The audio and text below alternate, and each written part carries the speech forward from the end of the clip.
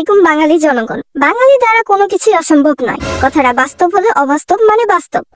জরুরি ভিত্তিতে মানুষরূপী গুরুদের ঘরের ভেতরে থাকার সতর্ক বার্তা প্রদান করা হচ্ছে সরকারের পক্ষ থেকে।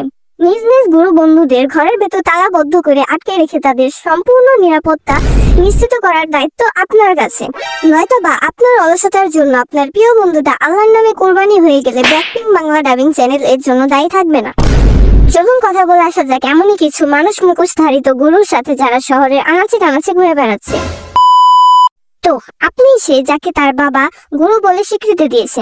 জি হ্যাঁ, না মানে আপনি ঠিকই শুনেছেন, আমি সে। গতকাল বাবার সাথে গরুর হাটে যাওয়ার ইচ্ছা প্রকাশ করলে বাবা বলল, গরু কিনতে যাচ্ছি, বিক্রি করতে নয়। আহা রে কষ্ট রে।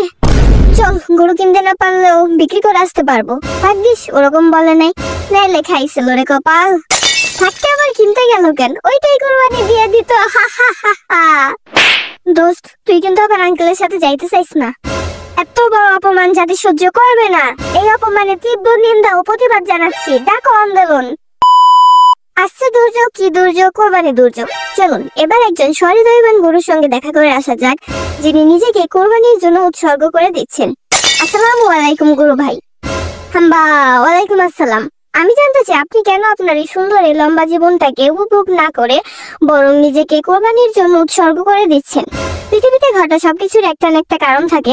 জি হ্যাঁ, আমরা ওইটাই জানতে চাই। আসলে গোলাপি গাভীর সঙ্গে আমার দীর্ঘদিনের প্রেমের সম্পর্ক ছিল, আমাদের 4 বছরের ভালোবাসা। তবে সে এই 4 বছরের ভালোবাসাকে কুরবানি দিয়ে লাল মিয়া কালাচরণের সঙ্গে পালিয়ে বিয়ে করে ফেলেছে। এটা আমি একটি বিশাল বড় ধোঁকা খেয়েছি এবং এই ধোঁকায় আমি ডিপ্রেশনে চলে যাচ্ছিলাম।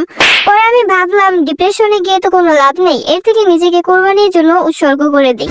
এতে অন্তত জনগণের মঙ্গল হবে। আমি যেতে যেতে হলেও জনগণের জন্য কিছু করে যেতে চাই। তো দর্শক, আপনারা দেখলেন এখন শুধু মানুষই মানুষকে ধোঁকা দেয় না, বরং গুরু গুরুকে ধোঁকা দেয়। আমাদের প্রিয় গুরু মিয়া ভাই খুবই ভালো মনের একজন মানুষ, গুরু।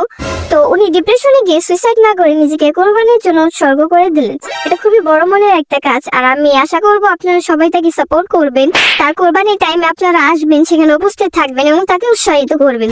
জনগণের কাছে গুরু মিয়া ভাইয়ের একটি আবেদন, এতক্ষণ পাশে থাকার জন্য আপনাদের আন্তরিকভাবে ধন্যবাদ। ঈদ মুবারক।